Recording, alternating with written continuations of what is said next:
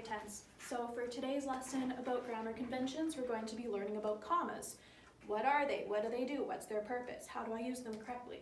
So the purpose of a comma is to break up a sentence into more digestible fragments.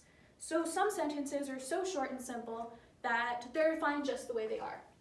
I'm going to the store. Good sentence, clear, we know what's going on. There's nowhere in this sentence that it would make sense to put a comma. I'm going to the store. No, this is fine the way it is. But when we get into longer, more complex sentences, then we need to start using comma to break it up into ideas that are easier to digest. So, my favorite Shakespeare play is Macbeth because it's short and concise and it's full of action and tension.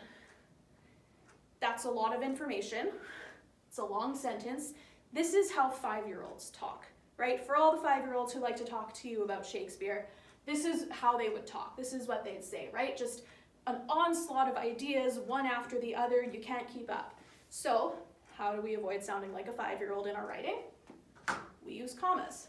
So, what we need to do is break up this sentence into its kind of basic ideas. So, my favorite Shakespeare play is Macbeth. Cool, that's a full sentence. That's fine on its own, but now we want to explain why, and we want to make a longer, more complex sentence. Because it's short and concise, and it's full of action and tension.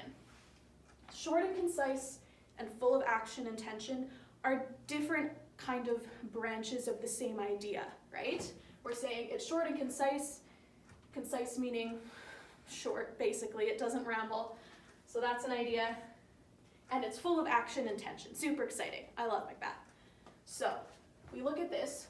We've got 3 different ideas here. But we can make this all one sentence. So, at the very least, I am going to put a comma right here. My favorite Shakespeare play is Macbeth because it's short and concise and it's full of action and tension, right? You're explaining 2 different reasons of the same story, basically. You can also put a comma here. My favorite Shakespeare play is Macbeth, good introduction, because it's short and concise, okay, and it's full of action and tension. Both of those examples I showed you are fine. Learning how to use a comma properly is not, there's no formula to it. The best way to get better at using commas and avoiding things like comma splices and run-on sentences, which we're about to learn about, is honestly just reading lots and writing lots. Reading lots, exposing yourself to lots of good writing, is going to make you a better writer without you having to do any writing work. If you just read lots, that's a really good start. But the way to get really good at it is just to practice writing, right? Which, you're in school. You get to practice writing anyway. So when you hand in your essays and your assignments, right, that's all practice.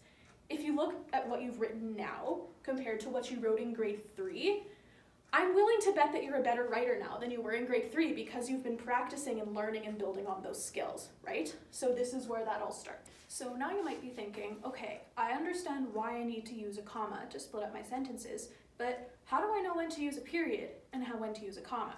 So a period separates full sentences. Here are 2 very distinct sentences.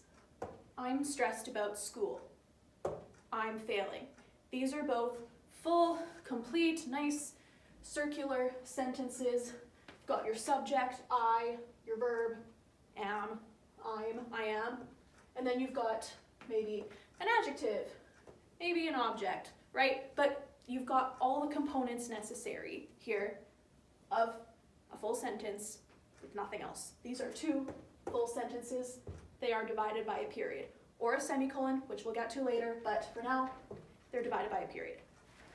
Over here, a comma is going to separate 2 ideas in the same sentence. So all of this, if you want to put a comma in it, needs to be one sentence. So we've got an incorrect sentence and a correct sentence. Let's explain. I'm stressed about school, comma, I'm failing. Now, we just learned that this exact wording, but with this punctuation, is the correct one, right? So this is going to be wrong.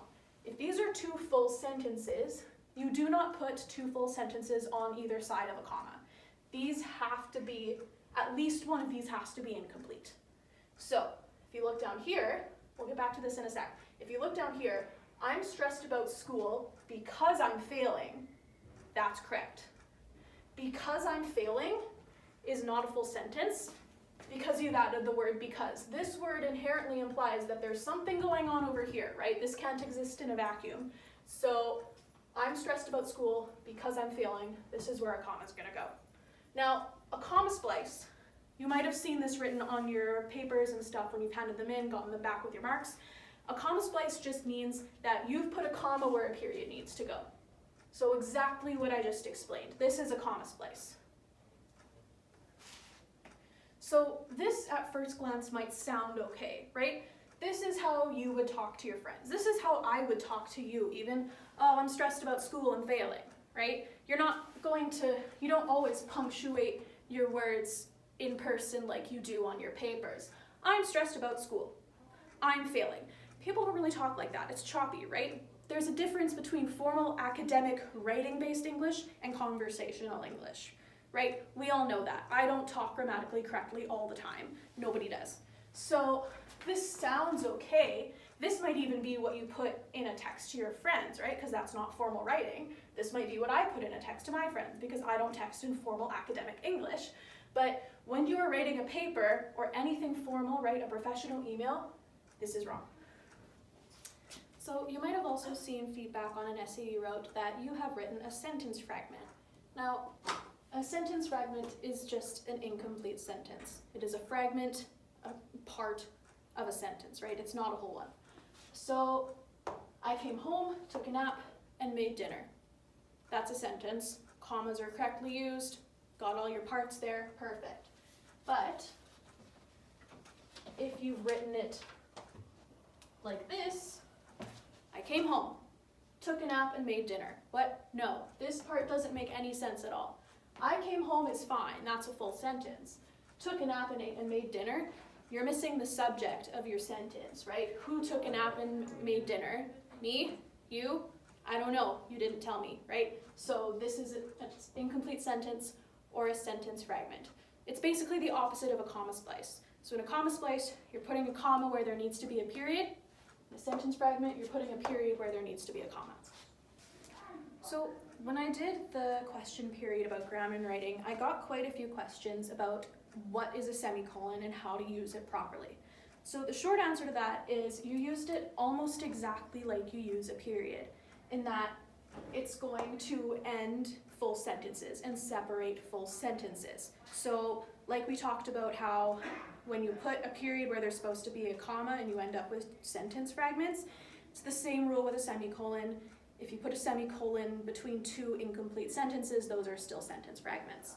So it's definitely a lot more like a period than it is like a comma. Basically, so if you look at what a semicolon looks like, here's a good way to explain it, right? That's a semicolon. It's a period on top of a comma. So it's a period with a little bit of the added spice of a comma. Now, you want to use a semicolon when you're separating two full sentences that are similar. They're kind of part of the same idea, right? What it does is it just makes the sentence flow a little nicer when you're reading it. You can live your entire life without using a semicolon. That's just fine. That's grammatically sound, it's fine. But if you want to make your writing flow a little better, sound a little better, a little fancier, then this is how you use a semicolon. So, I'm stressed about school. I'm failing. As we discussed before, this is fine. I'm stressed about school. My parents are going to be mad. Also grammatically sound. Now, let's look at what happens when we change both of these to semicolons.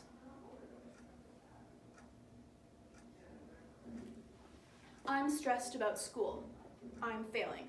This still works, and this works arguably even better because you read the sentence, I'm stressed about school. Oh, why are you stressed about school? I'm failing. Ah, good reason to be stressed about school, right?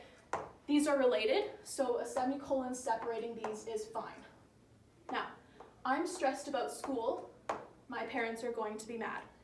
While this is grammatically fine, it makes a little less sense because this is a jump, right? I'm stressed about school. My parents are going to be mad. Okay, why are your parents mad that you're stressed about school? That's not really a reason to be mad, right? So this is the piece that we're missing in here, right? I'm stressed about school, I'm failing, my parents are going to be mad. That is a logical sequence of events and ideas, right? So this makes more sense than this because these are more related than these are.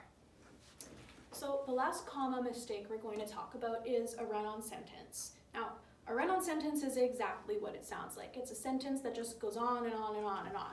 So it might otherwise be grammatically okay with commas where they need to be and periods and semicolons where they need to be, but this is all one sentence when it probably shouldn't be. So I'm stressed about school because I'm failing, because I failed my last 3 math tests and my parents are getting mad and I don't know what to do.